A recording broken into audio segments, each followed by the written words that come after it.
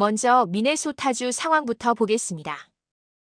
트럼프 대통령이 시위대를 반란 세력이라 규정하며 내란 진압법 발동을 경고했습니다. 대통령이 주지사 동의 없이 연방군을 투입할 수 있는 법입니다. 마지막으로 발동된 게 1992년 LA 폭동 때입니다. 34년 만입니다. 그런데 지금 미네소타에서 무슨 일이 벌어지고 있길래 이런 극약 처방을 꺼내 들었을까요?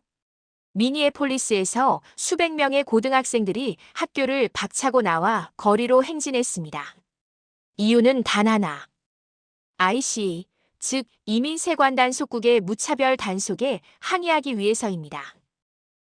사건의 발단은 이렇습니다. IC 요원이 베네수엘라 출신 이민자를 총으로 쏴 사망시켰습니다. 그리고 일주일 뒤 또 다른 베네수엘라인이 눈삽과 빗자루로 단속 요원을 막았다는 이유로 다리에 총을 맞았습니다. 국토안보부는 뭐라고 했습니까? 정당방위라고 했습니다. 눈삽과 빗자루가 총기보다 위협적이었다는 겁니까?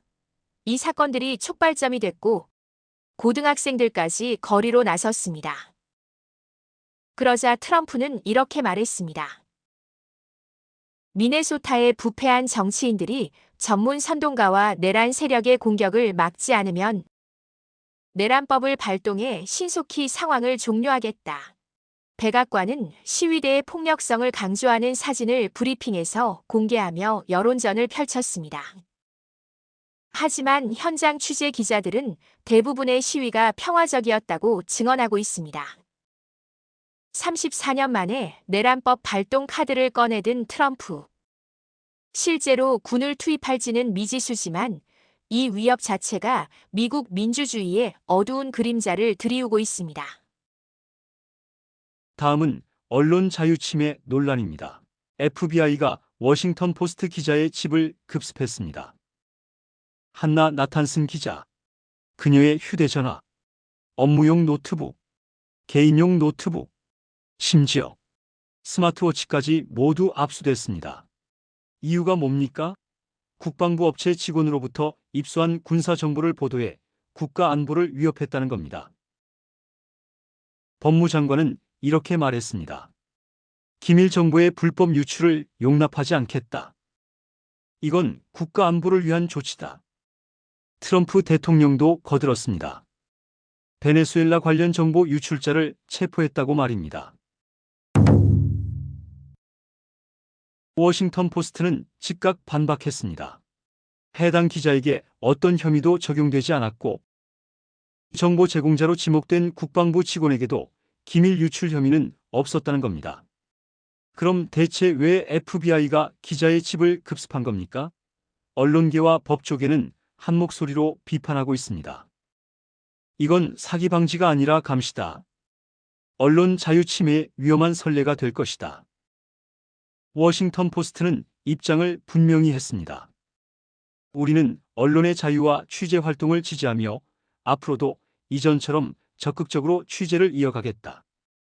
하지만 현장 기자들은 위축될 수밖에 없습니다. 언제 집에 FBI가 들이닥칠지 모르는 상황에서 어떤 기자가 자유롭게 취재할 수 있겠습니까?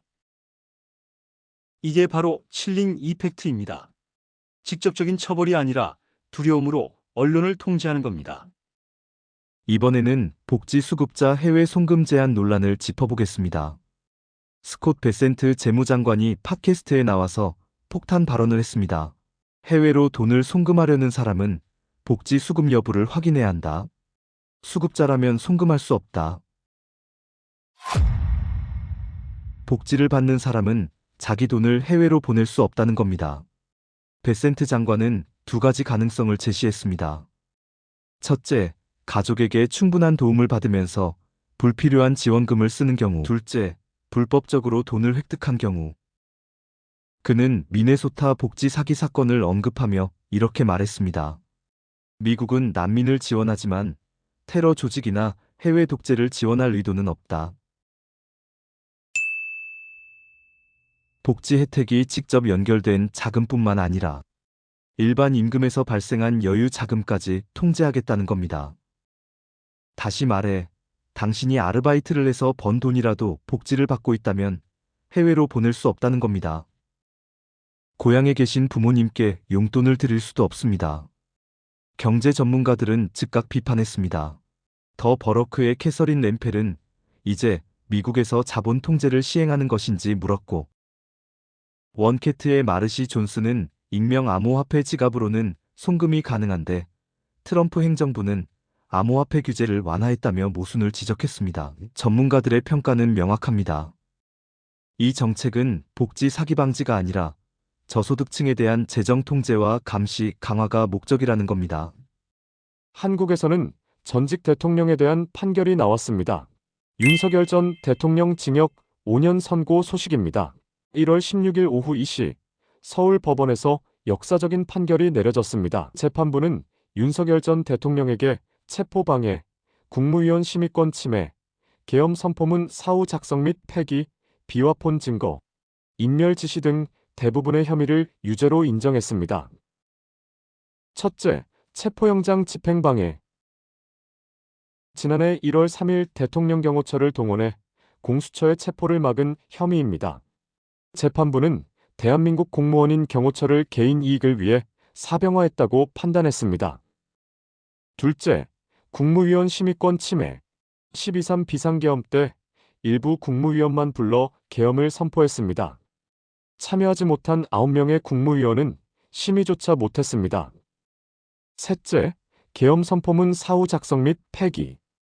한덕수 전 국무총리 등이 서명한 것처럼 허위 문서를 만들고 폐기했습니다. 넷째, 비화폰 증거인멸. 12.3 비상계엄 이후 대통령과 핵심 인물들의 비화폰 기록이 삭제됐습니다. 이것도 유죄입니다.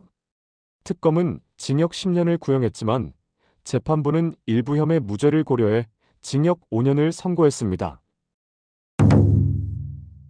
핵심 재판인 내란 우두머리 1심 선고는 2월 19일입니다.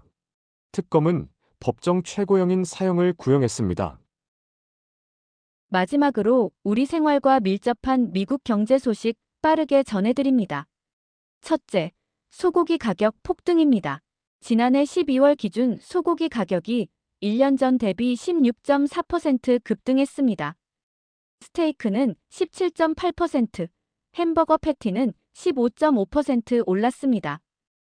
이유는 가뭄으로 소 개체수가 감소했고 사료비와 인건비가 상승했기 때문입니다.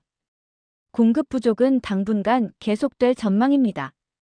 둘째, 캘리포니아 소매업 폐업 러시입니다.